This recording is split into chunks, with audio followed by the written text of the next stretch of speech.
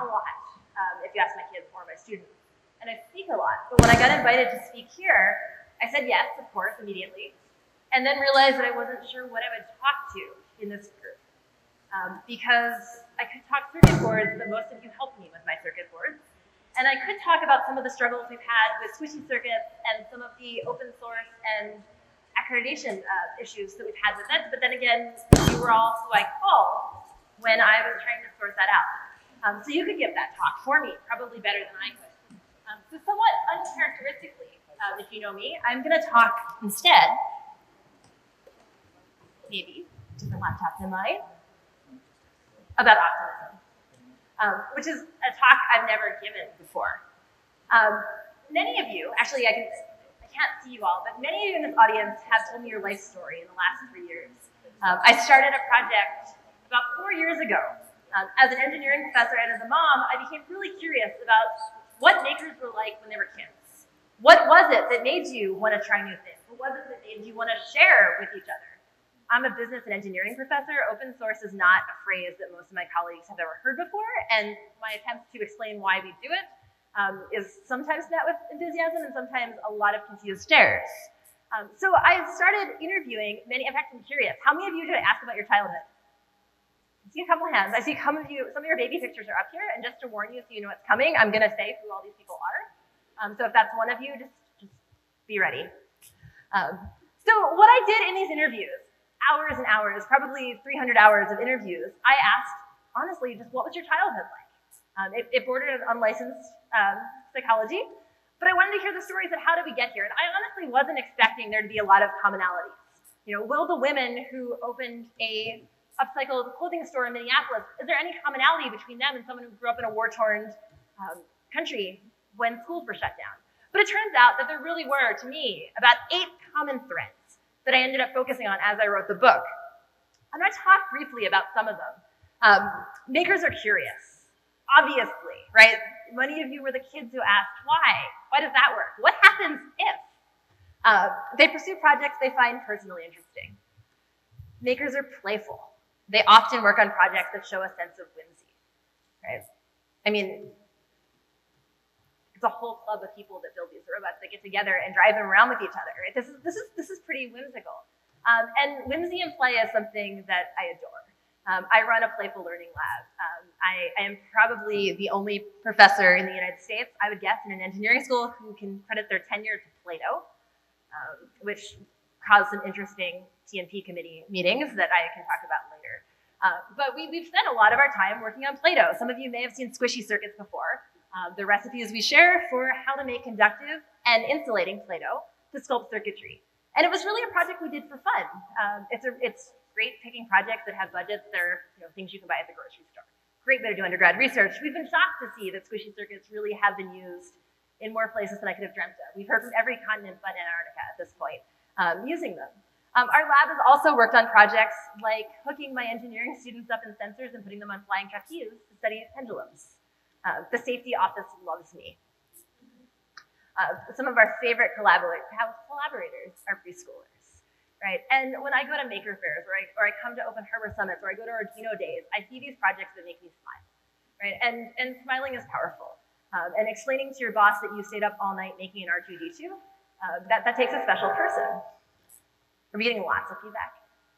Okay. All right, tell me if it's really bad. Or if I talk too fast, do this. I've drank a lot of caffeine. Makers take on risks, and this is an important one. They aren't afraid of trying things that haven't been done before. And we're gonna come back to this, because I told you I'm talking about optimism, and this becomes a really important part of optimism to me. And so many of you that I interviewed, and I won't name you because some of you told me not to name you because your parents don't know yet, even though you're in your 40s, did a lot of things that could have gone really badly as a kid. Some of you are raising your kids to do some pretty awesome things, and yeah, so I put some of your baby pictures and I put some of your kids' baby pictures in this talk too, so thank you all. But this picture I love because Crudai, I should let Eric tell the story, but she had just been hunting with her mom, and Crudai was upset because she didn't actually get to shoot the ducks, but they used the ducks, they ate the ducks. She knows where her food came from. And when I spoke to Chrissy and Eric about how they raise their kids, one of the best phrases I've ever heard as a mom was said to me, which is that we want our kids to know how to do dangerous things safely. We want our kids to know how to do dangerous things safely. That's an incredibly powerful statement, right? Because we teach them how to cross the street. I know a lot more people that have been hit by cars that have had problems in an electronics lab, right? But which one of those do we consider more dangerous? And just to show that things have changed on this, this is an actual book, right? Does anyone have this book? Oh, come visit me. I have an original copy of it. It's fabulous. It was the golden book of chemistry experiments, right? And in the beginning it said, this is a book for kids, but they should be supervised. And adults, you should be around because you could learn something. Not they could kill themselves, but you could learn something from this book too. And so it had chemistry experiments that many of you have probably done, like the chapter on chlorine gas, friend or foe, and how to make it in your kitchen. Right? But today we can still buy chemistry sets. Has anyone seen this one? Can you squint and see what it says under Chemistry 60? Okay, if you can't squint, I'll enlarge it. Chlorine gas, friend or foe, 60 fun activities with no chemicals. Chemistry set. So things have changed. And I think this really is something we should all be thinking about. We can laugh about it, but this is terrifying to me as an engineering professor, as a business professor, and as a mother. Because with risk, and those of you who grew up doing FIRST robotics, I can tell you stories about Woody Flowers setting off rockets. His hobby was rocketry, and some of those rockets may have gone off and veered off path, and there may have been a Boy Scout troop watching the rocket come at them. Right? You all have those stories. I've heard those stories. Seriously, I have people that made me quite well-known engineers. Some of you in this room who made me promise I would never name them with the stories because they still can't tell their parents what they did. Or, more interestingly, they're afraid their kids will hear the story. Because when I hear stories of the explosions as children, I ask, would you let your kids do this? And I was really expecting lots of yeses, but I get lots of no, of course not, it's too dangerous. So I think we need to pause and think about that. Some of you in this room said that to me. So what was it about our childhoods that were so different, and did they lead us here? But makers take on responsibility, and this is a big part of risk. I teach in Minnesota. When I first started teaching at the engineering school in Minnesota, I had lots of older professors telling me, bad news, the farm kids are gone, we have to get over it, they could build stuff.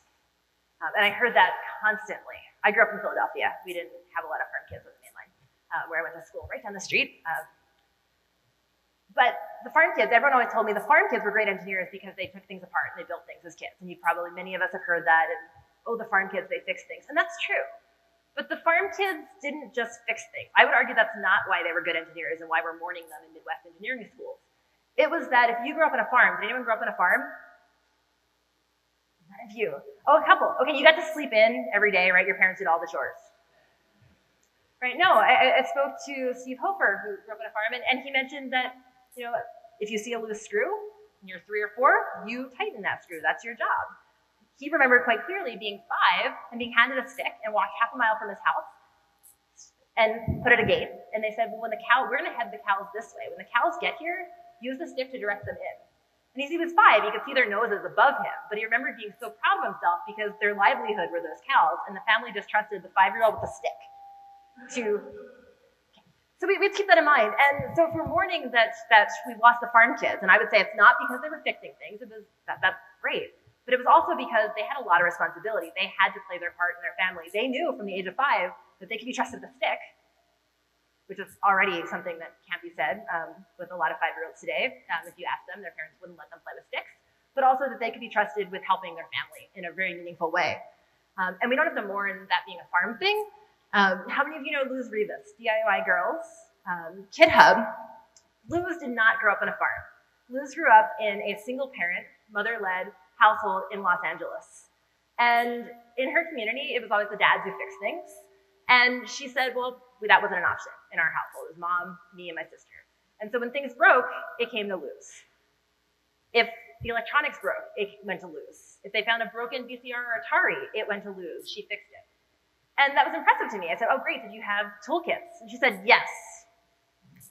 So she went into the kitchen, and she picked one butter knife and one steak knife, and she told her family that those were her screwdrivers, and nobody better touch them. Okay. That's responsibility. That's knowing from a really early age that you, as a person, can make a difference in the world, and you don't have to wait for someone to give you that permission. Makers are persistent. They don't give up easily. right? How many of the projects we see today actually work the first time? I'm gonna guess it's a very small number. Makers are resourceful. They look for materials and inspiration in unlikely places. And I want to tell one story here. One of my mentors, I was trained as an underwater roboticist, and I spent a summer working in Monterey. And I got to work with a gentleman there, Paul McGill in AnnMarie. And he told me, like many makers, that he loved reading as a kid.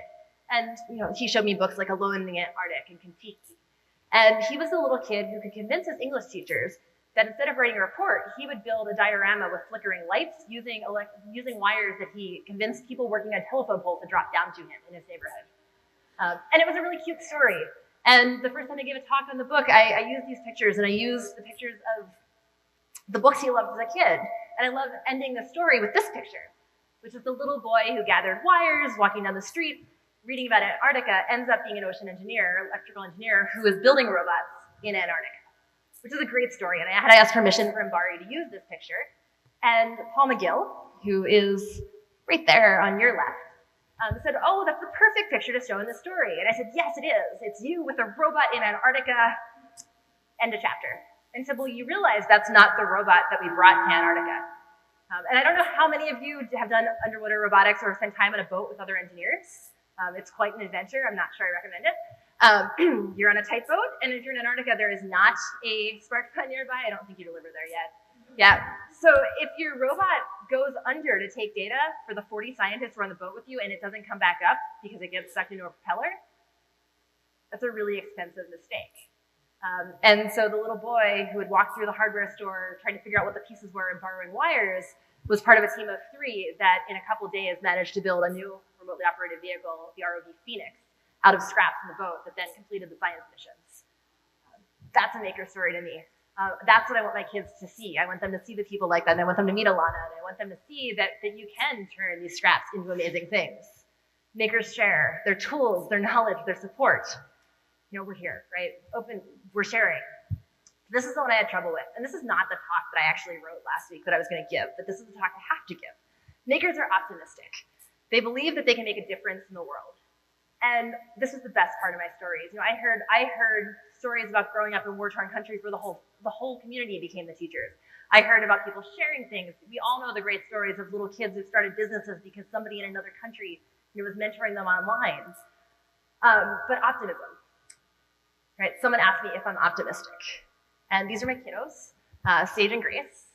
And as a mom, I have to be optimistic because I have children and I'm a teacher and I teach teachers. But it is so easy. We're NPR addicts in our house, and we kind of have the radio goes. From the time they were little, it's on. Sandy Hook was the only time that I turned off a radio and told them that we weren't going to listen. But my kids can talk to you about refugees, and they can talk to you about Russia and Ukraine. That was an interesting dinner where they asked me, my husband was on a business trip, and my second grader asked me to explain the Russian-Ukrainian situation. And I don't think I did a great job, and I'm glad she was aware that things happen in the world. We can look at maps like this, and this talk was going to be heavily about looking at what's going on around the world. And this is a placeholder for a picture I'm not going to put up here, but if anyone's been following the Syrian refugee situation, you can probably imagine a picture that could go here. And there are a lot of awful things happening in the world. And it's so easy to say, oh, well, that's there, or that's different. And so I was looking at all these slides, and I was reading the news and saying, well, I wrote a book where there's a whole chapter on optimism. How do I show optimism? And am I optimistic? Yeah.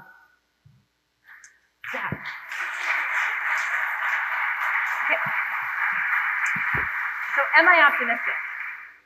And kind of an odd thing that made me thought, I heard this story actually as I was walking to a meeting with my undergraduates because we had been asked to start some STEM programming at our local Islamic school, which I'm excited that we're starting, but I was walking into that meeting with this on my phone.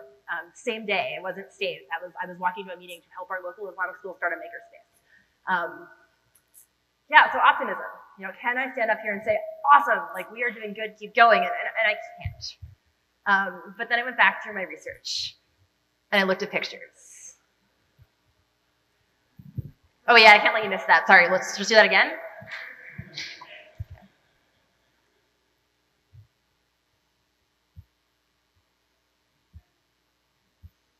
Your parents will send me any picture I ask for, by the way.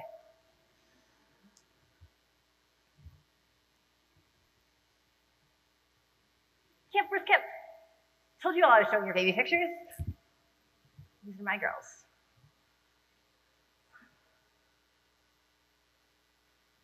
And then I have to go talk on optimism. So someone asked me, are you optimistic? And I had to pause, because if I'm here and if I'm taking, I'm taking lots of resources from this planet, I've got to be optimistic. I've got to find some way that I'm going to make a positive impact in the world. So I wanted to think about what are the things that give me hope, particularly in the context of being an engineering professor, a business professor, a mom, a maker, a tinkerer. It's not the pictures that I don't want to show from the news. But it is my students like Olivia there on the left, who is in a public library teaching electronics to local kids. It's this community saying, let's share. This is something we don't hear very often, but let's share those plans.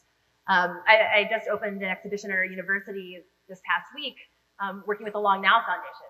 If you're familiar with the Long Now Foundation and projects like the Rosetta Disk and the 10,000-year clock, what is that world going to look like? So spending weeks unpacking artifacts that are part of projects that are going to outlive me and my kids and my great-great-grandkids. So then I came back to this list.